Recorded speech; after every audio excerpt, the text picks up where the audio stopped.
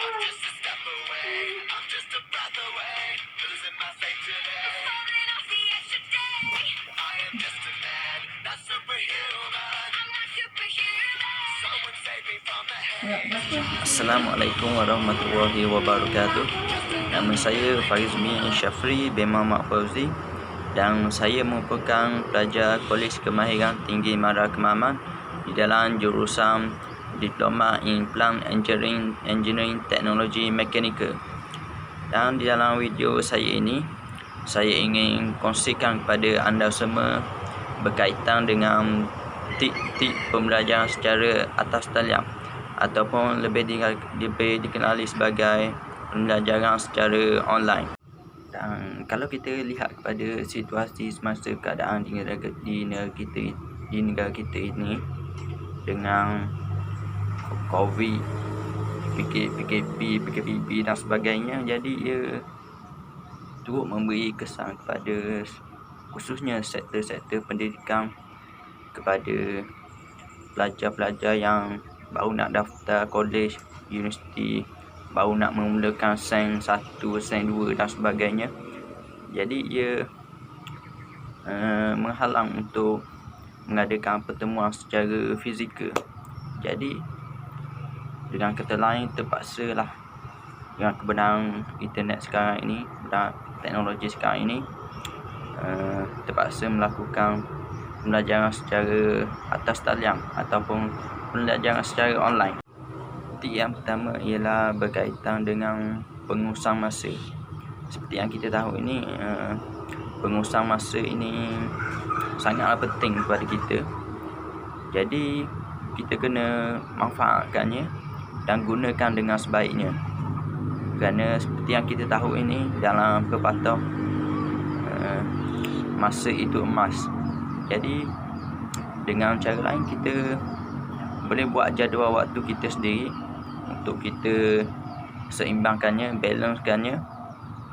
Masa kita itu kita gunakan dengan sebaiknya. Dengan jadual waktu yang kita buat itu, kita dapat manfaatkan masa kita itu dengan benda-benda yang berfaedah. Dengan jadual waktu yang kita buat itu, kita dapat bahagikan masa kita dengan belajar dan juga membuat perkara-perkara yang lain.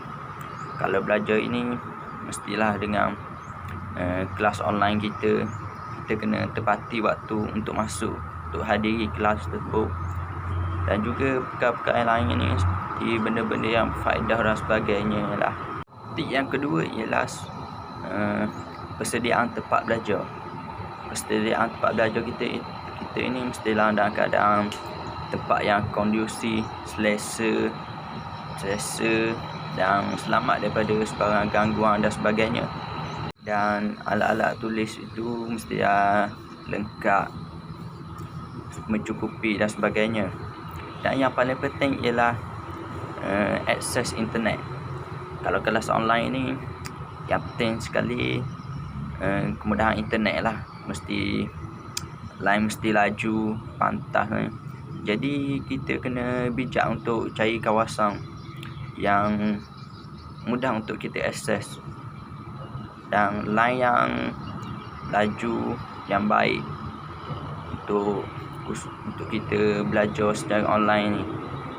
Dan juga laptop tu pun penting juga. Bateri pun kena sentiasa cas lah. Kalau tiba-tiba kelas online kan, elektrik tak ada, jang. Jadi itulah, kita kena standby lah sikit bateri tu, kita kena cas lah. Okey, dan tip yang ketiga ialah kita kena rehat yang cukup lah. Belajar juga, rehat pun kena rehat juga. Jadi rehat ni pun penting juga untuk kita kekalkan konsentrasi kita rehatkan minda kita, untuk kita tingkatkan daya ingatan kita. Tidur pun kena cukup. Kalau pagi tu ada kelas, malam tu kita tidur awal. Okey, dan yang last sekali, titik yang keempat. Cukup dapat tu. Jadi yang keempat ni ialah motivasi. Okey, motivasi ini pun merupakan suatu elemen yang penting supaya kita boleh kekalkan mental, fizikal dan untuk kita sentiasa bersemangat untuk belajar. Untuk kita nak hadiri kelas tersebut supaya kita rasa semangat, rasa semangat untuk kita menjalankan kerja-kerja kita, terutamanya kelas online ni lah. Kelas online ni pun kadang-kadang tu kita kena nak menghadap laptop tersebut, handphone. Jadi kita motivasi ni pun penting juga untuk kita rehatkan minda kita, untuk hilangkan stres-stres tersebut. Jadi kita perlu ada big why supaya kita terus bermotivasi dan tidak lemah semangat. Jadi kalau ada sebarang masalah ke, kita boleh je kongsi dengan ahli keluarga ataupun rakan-rakan kelas kita. Sekarang ni pun kemudahan senang, WhatsApp dan sebagainya. Kita boleh message chat kawan-kawan kita gitu, hilangkan masalah itu, kongsikan masalah kita itu. Dan kita sebagai umat Muslim, kita kena jaga hubungan kita dengan Allah. Solat cukup, dan boleh juga kita lakukan tambahan solat sunat yang lain. Kita kena latih minda kita, ini untuk sentiasa positif dan yakin yang kita boleh lakukannya. Okey, dan cukuplah sekadar itu.